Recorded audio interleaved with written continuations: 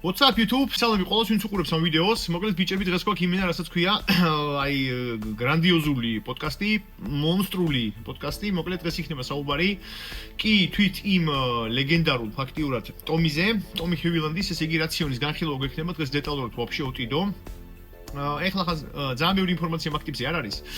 ვიტყოდი პირველ რიგში იმას ხაზგასმით, რომ ალბათ ჩემთვის ეხლა თუ მივასაუბარი რაღაცა გარკვეულად იმენა ტოპ 3-ზე, ტოპ 3-ში ცვეთში სოფლიოში ერთ-ერთი ყველაზე მაგარი როგორც ფრიკი არ შეიძლება რომ ითქვას რა, ანუ ფაქტიურად ფრიკი იმპონჩი რომ ჩაცმულობა და სტილი როგორც იღებს ხოლმე ფაქტიურად თავი Instagram-ზე რაღაცა ვიდეოს ზურგიდან დგას და ყოველს კითხვის ნიშანი არის ვინ არის რომ მაგის ფეისი აქვს ერთი ორჯერ სტორიში დადებული, მაგრამ ისეთ ვარიანტში ძალიან ლაითად რა, ანუ ტიპი ძალიან ჩაკეტილი თავის სამყაროში, თავის რაღაც გარკვეული მიდგომით, სულ ოჯახთან ერთად. ძალიან საინტერესო, ძალიან ისეთი ალბათ ვიტყოდი, რომ აი ჩემთვის მისაბაძი ფაქტიურად რაღაც გარკვეული კონტენტი აქვს, ანუ მეც უფრო იზოლირებული ვარ, ეს ვარიანტი შეიძლება ითქვას სამყაროს, ძალიან ჩაკეტილი ვარ ჩემ თავთან, ან რაღაც ვარიანტში გავარ მაგ თემაში რა, ტომის და ვიტყოდი, რომ ტოპ 3-ში თუ მივასაუბარი, ფრიკების სპონჩი, ალბათ აი მონსტრები, ალბათ ვიტყოდი, ტომი ერთ-ერთი უეჭველია სვეტში, მეორე რა თქმა უნდა, შეიძლება ითქვას სამტირის მონსტრი, ისე რა ქვია, კოლტონ სახელი დამავიწყდა,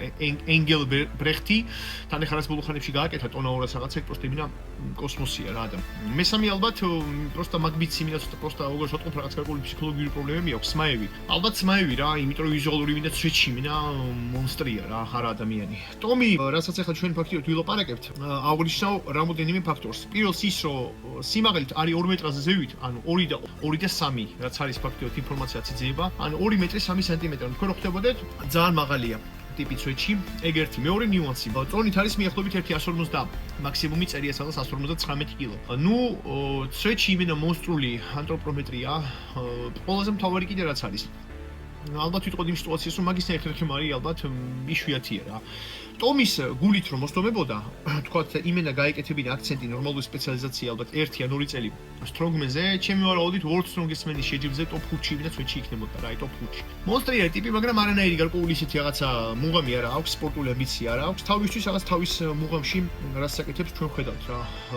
დელიფტი აქვს, მე მგონი 455, ზერჩერი აქვს 300 რაღაცა, პრისტანებით 300 რაღაცა, მოკლედ მე მგონი ჟიმიც აქვს მიახლოებით 300 აწეული რა.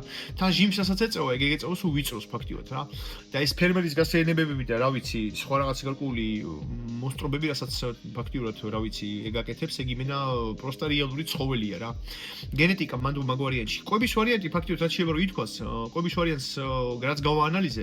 აღნიშნავ ფაქტიურად იმ სიტუაციას, რომ აი ბოლოში ხავყოფი რა. და ვიტყვი ჯერ იმას, რომ ფაქტიურად ჯამი კალორიულობის არის მიახლოებით 6800 უხეშად 7000 კალორია რა. რაც შეეხება იმენა ცხიმებს, ცხიმი გამოვიდა მიახლოებით 157-160 გრამი ცხიმი რა. ცილა გამოვიდა მიახლოებით 350-360 გრამი და ნახშირწყლები გამოვიდა მიახლოებით კილოგრამი 1000 გრამი. აღნიშნავ როგორ სიტუაციას. ცხიმი არის ყველაზე ფიზიოლოგიური ისე ზღვართან აქვს, რაც აი რასაც ქვი იმენა ჯამთველობისთვის, რაც არის იმენა ყველაზე იდეალური ალბათ მაჩვენებელი არის 0.1 გრამი. რაც ზევით არის, უფრო ვიტყოდი რომ არაფერი გარკვეული სარგებელი განსაკუთრებული არ მოაქვს. ენდოკრინული და ჰორმონალური სისტემისთვის. ანუ მეც პირადად ლიშად ჩემ თავის მოდიან кейსები რაც მაქვს, მე არადოს არ დამიწერია ცხიმი 1.1 ზევით რა. იმიტომ რომ ისევ კალორიულობა რაღაც გარკვეული თუ გვინდა, რომ მივიღოთ ისევ ბენზინჯობია ჩავასხოთ და ისევ იყოს ჯობია ნახშირწყალი. რაც შეეხება ცილის ვარიანტს, აქვს ცილა მიახლოებით 2.2 უხეშად. რასაც მე ვნახულობ გარკვეულ გაიდლაინებს და რაღაც გარკვეულ კვლევებსაც უზივარ.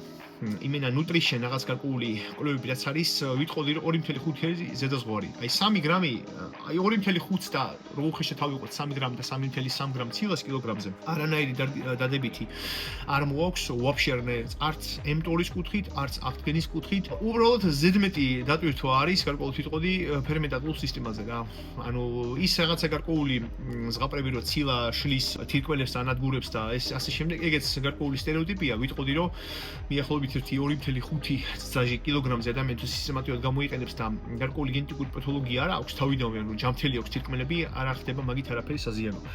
რაც შეიძლება რომ თქვა, პროსტა უბრალოდ ცილის სინთეზის კუთხით ითქვას, ვაფშე ყველაზე მინიმალური საკმარისი დაჟე ანაბოლიზმისთვის არის მიახლოებით 1.6-1.8 გრამი. ამიტომ აღნიშნავდი მარტო ერთ კონტექსტს, რომ როცა ცილა შესაძლებელია მაშინ გამოყენოს, როცა ადამიანი არის აი მაგარ ჯიგრულ კათინგის რეჟიმზე. და მაშინ კიდე შეიძლება რომ აი დანაყრების კუთხით და უბრალოდ კუჭის მონელების მხრივ რომ ენერგო გამხარჯავი პრო ის არის სუბსტანცია არის ორგანიზმისთვის ცილა თქვენ რო ხვდებოდეთ ყოველი პროდუქტს რაღაცა ჩვენს გამოვიყენებთ იმის გადამუშავებაში სჭირდება უბრალოდ რაღაც გარკვეული კალორიულობა და მიახლოებით 30% იხარჯება კალორიულობის გადამუშავებაში. მაშინ შეიძლება რომ რეალურად აი მიახლოებით 1-3 გრამზე კაცმა გაიმეტოს თავი, რაღაც გარკვეული პატარა პიკზე 1-2 თვე, მაგრამ დიდ ხანძრի პერსპექტივაში ახლა 3 თვე და 4 თვე და 5 თვე იყოს, მაგაზე ფიქრობ რომ არა, ცუდიაზე ეს წვეჩი. 2.5 მაქსიმუმზე და ზღვარი არის. აი თან ეგეც ვიტყოდი იმ სიტუაციაში, რომ როცა ადამიანი ძალიან ბევრი ინტენსიური დატვირთვები აქვს და ძალიან მაგრად თქვა აქვს დაზიანებული კუნთოვანი ქსოვილების, აი უბერავს ციკლიკას, უბერავს კროსფიტს, უბერავს აი არანორმალურ რაღაცა ჰიბრიდულ ვარჯიშებს. ტომიც კარგად უბერავს ვარჯიშების თემაში, ან კარდიოც აქვს ბლომად და რა, და საკეთებს ეგეც ჯიგრული რთული გარკვეული რაღაც მიმართულებაა ვარჯიშის მხრივ. მაშინ შეიძლება რომ ითქვას, რომ კი, რაღაც რაოდენობა თქვა ცილა და ამინომჟავები რომ მივიღოთ ბევრი, ცუნი არ იქნება, მაგრამ ეგეც ვიტყოდი, რომ მაქსიმუმი არის 2.5 გრამი რა. და აი 2.2 წაში აი ეს არის საკმარისი რა. რაც შეეხება ფაქტობრივად ნახშირწყლებს, აი ნახშირწყლები აქვს ძალიან მაგარი კაცურად, მიახლოებით 6 დაჟე შეიძლება ითქვას 6 გრამ ნახევარი. კაი რაოდენობაა ეგ, ჯიგრული რაოდენობაა და ვიტყოდი როგორ სიტუაციაში, რომ კათინგი წვეთში არ არის ესკובה, ეს არის ვიტყოდი, რომ ყველაზე ისეთი გათვლილი საბაზისო რაღაცა გარკვეული მაგის მოთხოვნებიდან გამომდინარე, აი რასაც ქვია, კომფორტული რაღაცა გარკვეული ვარიანტი ბალანსი რა. რო თქო რომ პროფიციტია, არა. მაგხელა ტიპზე მასეთი აქტიურობით კარდიო სტაბილურად აკეთებს, ეხლა სადღაც 6 გრამ ნახევარი მაგით რომ მოიმატო და რაღაც ცოტა რთული არის. მაშინ პროსტა კოსმოსური დოზები უნდა გქონდეს. ფარმაკოლოგია და კოსმოსური დოზები უნდა ქონდეს походу ინსულინი. მაშინ მოიმატებ რა თორე. ჩოლბ რეჟიმზე როცა არის ახლა ადამიანი, ეგეც ახლა რა თქმა უნდა გამოიყენებს სტედიკებს ახლა მაგას ხვდებით. მაგ თემას მე ბოლოს შევეხები. ვიტყოდი რომ აი ნორმალური ჯიგრული რაციონია რომ ორგანიზმმა კარგად იფუნქციონიროს. დეტალურად ეხლა გავყვები.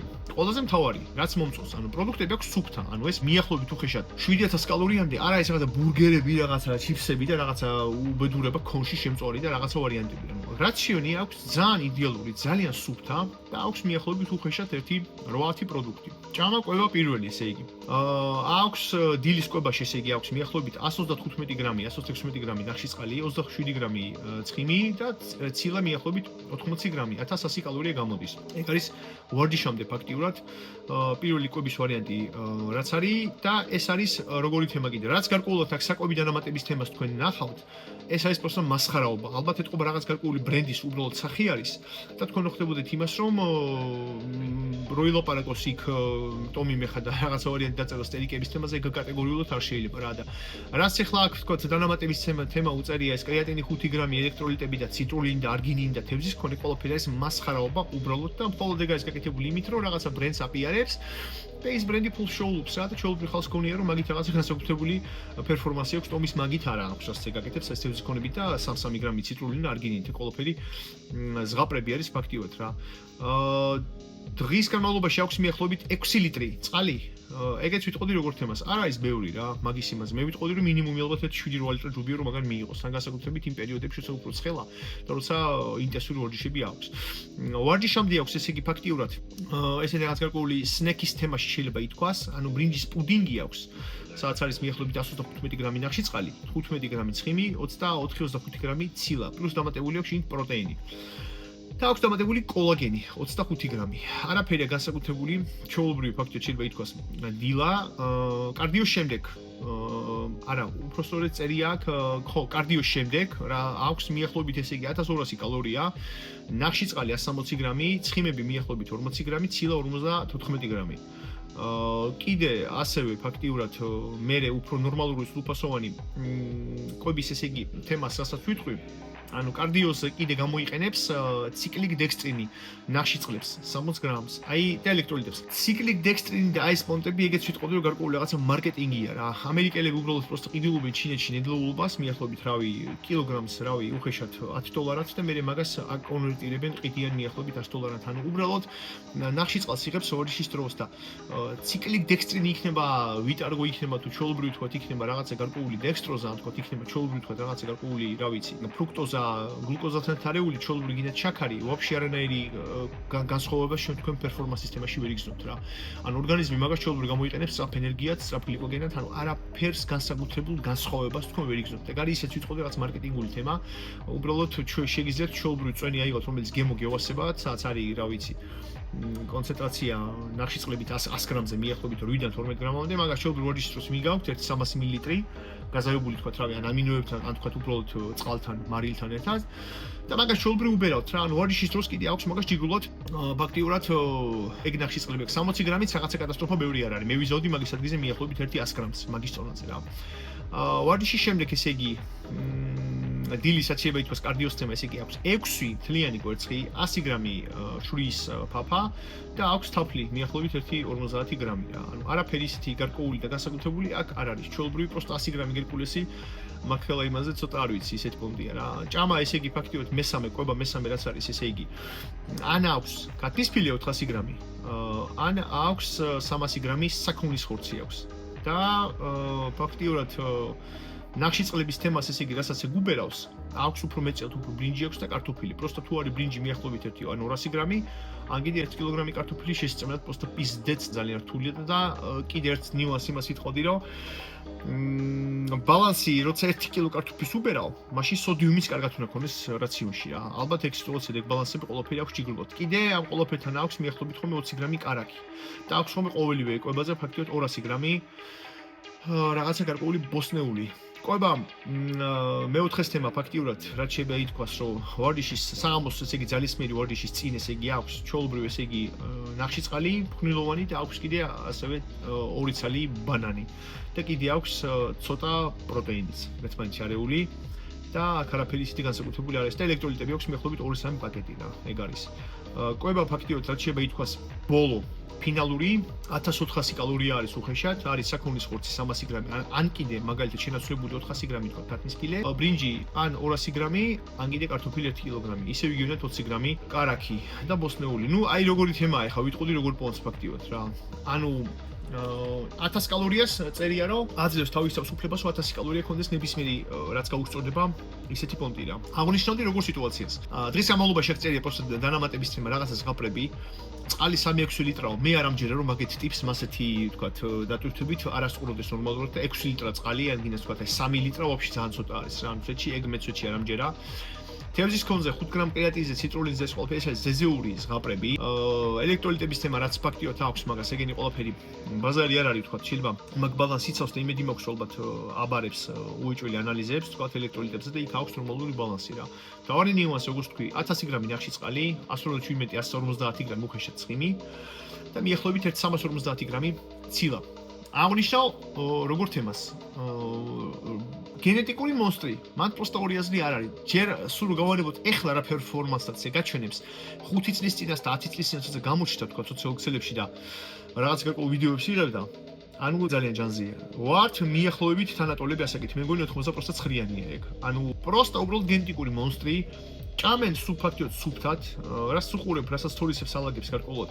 რაღაცა გარკვეული რეცეპტი მაგის პეჩენი ისე შეიძლება რომ მე მომავალში თქო რაღაც ვარიანტი უფრო ეგეც მაგაზე გადავიყო რამე, კაი პოსტი გავაკეთო. საჭმელი აქვს მაქსიმალურად სუფთა. სულ აქვს ესე იგი კვერცხი, კარაქი, საქონლის ხორცი, ბრინჯი, კარტოფილი, ხილი აქვს ნორმალურად, ანუ თაფლი უდევთ იქ ყოველთვის. ანუ რაღაცა გარკვეული ბინძური საჭმელი ფაქტიურად არა აქვს რა. აი მაგას ვაკვირდები მაგ სიტუაციას, რომ ეგ არის ძალიან მაგარი.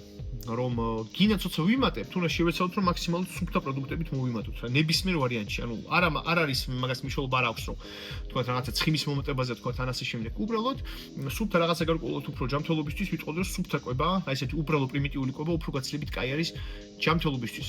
კოლორაში გამოსდის მიახლოებით 1.45 ალბათ კილოგრამზე, 45 კალორია 1 კილოგრამზე.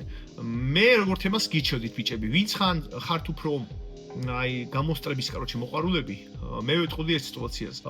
ძალიან ჯობია პლავნად და ძალიან ჯობია აი ყოველივე თქო კვირა ცოტა. ნუ გაგეცინებათ აი 200 300 კალორიით მაღლა ასვლა რომ მაქსიმალურად უფრო მოვიბატოთ სუფთად, რადგან აგერა ვარ ადამიანი, ვინც დაიწყო ჩემი ფაქტიურად ვარჯიშები და ბიოჰაკინგი იმით რომ მქონდა ძალიან ჭარბი წონა. წონის კლება უფრო რთულია ფიზიოლოგიასთან, ფიზიოლოგიას უფრო და სხეულს უფრო ევასება უფრო კომფორტი მაქსიმალურად, ანუ უფრო რაღაცა გარკვეული ყველაფერში კალორიების უფრო შეიძლება ითქვას პროფიციტი, უფრო კომფორტის ვარიანტი რა და ამიტომ ჯობია ხოლმე ყოველთვის დაიწყოთ ვიტყოდი დაჟე 35-38, მაქსიმუმი 40 კალორიით კილოგრამზე. და გაანაწილოთ ფაქტიურად ისეთი სიტუაცია, როგორც ცხიმი ბევრი არ გინდათ, ცილა როგორც თქვი მიახლოებით 1-2 გრამით და დანარჩენი კალორიულ ბრაც არის შეუბეროთ ნახშირწყლის სახად. კვებაც როგორი თემა არის, ვიტყოდი ერთ სიტუაციას, მაინც ყველაფერი ინდივიდუალური არის რა. ანუ გარკვეული რაღაცა პროდუქტები ყველა ადამიანზე მოქმედებს მაინც ინდივიდუალურად, ანუ არ არის რაღაც ერთი რაციონი რა. მაგ თემაზე ხარავის თუ დეტალურად თქვა, გინდათ რაღაცა ნორმალური რაციონის შედგენა, მაგაზე შეგიძლიათ მომართოთ, მაგაზე არ მაქვს ახლა რაღაც გარკვეული კოსმოსური ციფრი, მაგაში დაგეხმარებით. ტომის რაც შეიძლება რომ ითქვას, აღნიშნავ ერთ ნიუმანს. მე ცვეთში ვარ დაწუნებული, რომ გამოიყენებს ინსულინსაც, იმიტომ რომ ინსულინი ისეთი გარკვეული ღილაკედა, ისეთი თითანოსის კენჭია, რომელიც ცვეთში პერფორმანსს მატებს და მასეთ დატვირთვებს და მას რაღაცებს ეგ ვერ მოინელებდა, ნორმალური აღდგენა ვერ იქნებოდა, ანუ ინსულინი ვაფშე game changer-ი ემენ აღდგენის ვარიანტია. კარდიოსაც ბლომად აკეთებს. ეგ არის ძალიან მაგარი, რომ ბრონიშილეთით დადის სტაბილურად მიახლოებით 40-50 წუთი. მე მგონი დაჟე კვირაში 4-5 ჯერ აქვს კარდიო. ეგ არის ალბათ ვიტყოდი ერთ-ერთი ყველაზე მაგარი ჯანმრთელობისთვის, იმიტომ რომ კარდიო просто ცვლის, აი უამრავ რაღაცა გარკვეულ ანალიზს რა. როგორც სისხლის ფიზიოლოგიას, ვისაც თქვათ მინდეკილება გასქელებისკენ სისხლისა რა. და მაღალი აქვს ეტროფოიზი. როგორც გარკვეულ ვარიანტში ლიპიდურ პროფილს, ანუ ქოლესტერინი ჩემს кейსებში აი просто ძალიან აი რამოდენიმე 100 ასეულობით ანალიზი მოხს ანახი. ასაკიანი ხალხის პატარები, დიდები, ვინც უფრო არიან აქტიურები, ის კარდიო ასებათ, ლიპიდური პროფილი უფრო აქვს კაი. მაგალითად შემიძლია თქვა იგი მინდა 100-დან 100%. ანუ კარდიოს კაცი რო არიზარებს და რო აკეთებს, ეგ არის ძალიან მაგარი. ანუ კაპილარებისთვის, სიძერღვოვანი სისტემისთვის, რა ვიცი, ენდოტელიებისთვის აი ძალიან მნიშვნელოვანია. ამიტომ გინდათ მატების თემაში კვირაში კარდიოს მიახლოებით როგორც არის გაიდლაინებში 180 წუთი გადანაწილებული. მაგას უნდა იზარებთ. რაც შეეხება თქვა რაღაც გარკვეულ ამის ციკლის ვარიანტს, კლასიკა ჩვეულებრივ რა. კლასიკა, просто იმედი მაქვს რომ ეხლა დღეში არ იღებს ეხლა 400-500 მგ ოქსიმეთონოს, მაგრამ რა ვიცი, ეხლა კლასიკა რაც შეიძლება რომ მაგის სიტუაციაში იყოს, ეხლა ხანგრძლივ პერსპექტივაში, რატო ცვეთში ვარ დაწუნებული, რომ იგი გამოიყენებს სტერიკებს. სულ ფორმაშია, სულ პლუს-მინუს ერთ იგივე ფორმაშია, ანუ დაამუღამა ისეთი რაღაც გარკვეული ციკლი თავისთვის. თავის თავზე მორგებული, შეიძლება ელემენტალურად ეგ იყოს დაჟე პროსტა გრამი ტესტი მაგის ტონაზე. უხეშად ერთი 500-700 მგ თქვა, ნანდროლონი შეიძლება უბრალოდ თქვა რაღაცა გარკვეული დრაივისთვის და ცოტა ბრუტალური შეიძლება ითქვას, ცოტა იყოს მასტერონი, გინდაც ერთი 300-400 მგ და დანარჩენი უკვე ჯდება ალბათ უფრო ამერიკელებს უფრო ევასებათ როგორი თემა რა. თუ მივასაუბარი თქვა ოქსანდროლონზე, ოქსანდროლონს უბერავენ ძალიან ბევრს. მიახლოებით დღეში 400 მგ-ს, 120 მგ-ს. ეგ არ არის ბევრი. ოქსანდროლონი ვიტყოდი რომ ყველაზე ცვეთში არის უნებელი და უფრო ლაითი ისეთი გარკვეული სტერიკი, რომელიც არ აფუჭებს დაჟე არც ღვიძლს და არც ვიტყოდი რომ ანალიზებს ძალიან აფუჭებს. ამასობაში ანაბოლიზმს მაგრად ცვეთში ეწევა რა. მაგათ აქვთ ეგ ვარიანტი. რაც შეეხება კიდე თქვა ვარჯიშის დღეებში, რასაც ხშირად ვესაუბრები და მყოლია ბევრი კლიენტი უცხოელები იქით. ანუ იქ არის მოდებული როგორი თემა. ოქსი აქვთ ვარჯიშის დღეებში უფრო მეტწილად რა. მიახლოებით 1 150-200 მგ ვარჯიშამდე 2-4 საათით ადრე ხოლმე და ვარჯიშის დღეებში, მძიმე ვარჯიშის დღეებში კვირაში ხოლმე 3 ჯერ აქვთ ხოლმე სტაბილურად. ეგ სიტუაცია არის კანონივით. რაც შეიძლება რომ ითქვას თქვა რაღაც გარკვეული ტესტი ბრონირებული სახსები რო აქვს, არასებულია რომ მაგას არ აქვს, შეიძლება დაჟე ითქვას, სულ შეიძლება წლის განმავლობაში 10 თვე, 12 თვიდან BP-ს უბერავს მიახლოებით 1-2000 მიკროგრამს. შეიძლება თქვა კლოვსაც, შეიძლება დაჟე ტებესაც რაღაც გარკვეულად ციკლებად რა.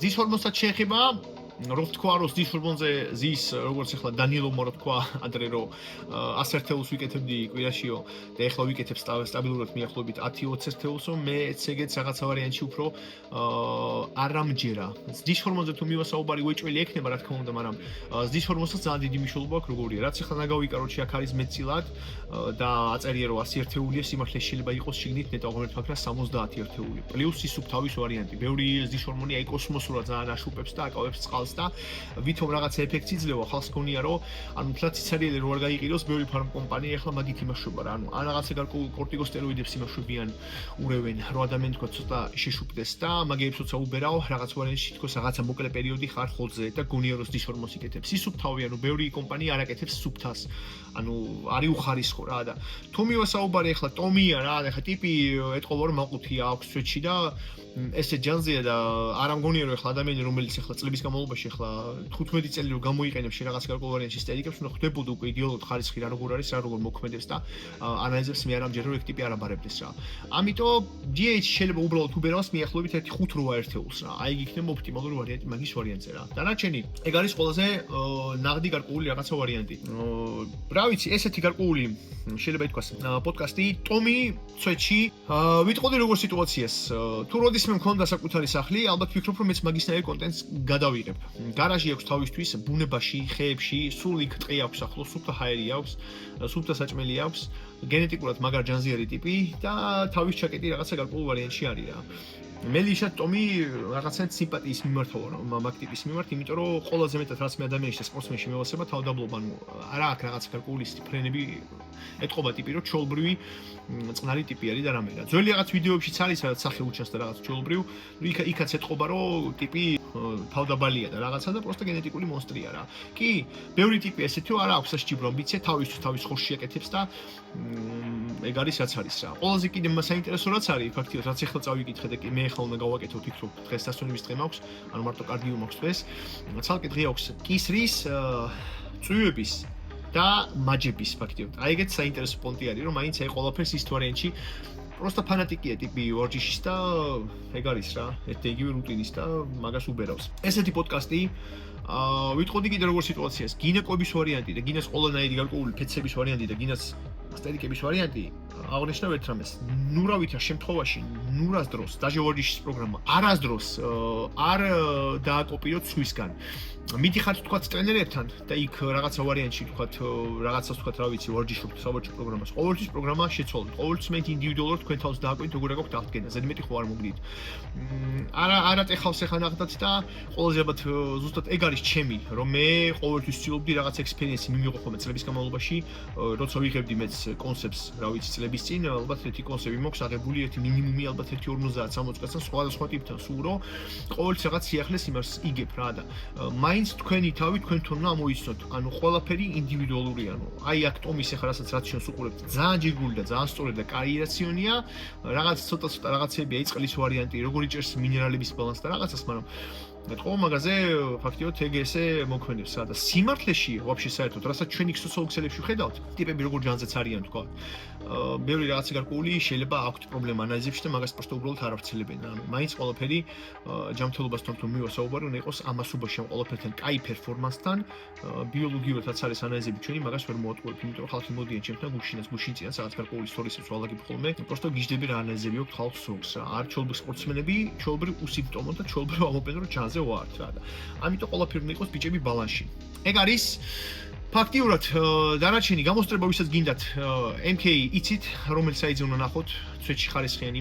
ალბათ ყველაზე გამოსტრების ვარიანტში თუ მივასაუბარი ყველაზე მაგარი რაც კი შეიძლება იყოს აი განიხილოს მიახლოებით 1-4-5 რაღაცა IGF-ი პეპტაიდი ძიმეორჯიშის დღეებში, MK, GHP მე-6-ზე, ლიგანდროლი ფაქტიურად S23-თან ერთად. კიდე გარკვეული ერთი მიქსი არის, სუპერმე მიქსი არის GSS-ის ცვეთში, აი ეგ რო ამოსტრებს იმენა და მე ალბათ მას რაღაცა ცვეთში არ გამისინჯია არასდროს მაგ კომბინაციაში. ალბათ ვიტყოდი რომ ეგ თემები კალორიულობა არის თქვენი მეგობარი და ვიტყოდი რომ ყველაფერი მაინც უნდა მოხდეს ბალანსში და ინდივიდუალურად თქვენზე. ვისაც ამაში კიდე დახმარება ის როგორ მომძებნოთ, ყველა იყავით ბიჭები ჯანზე და ყველას დროებით ადიოს.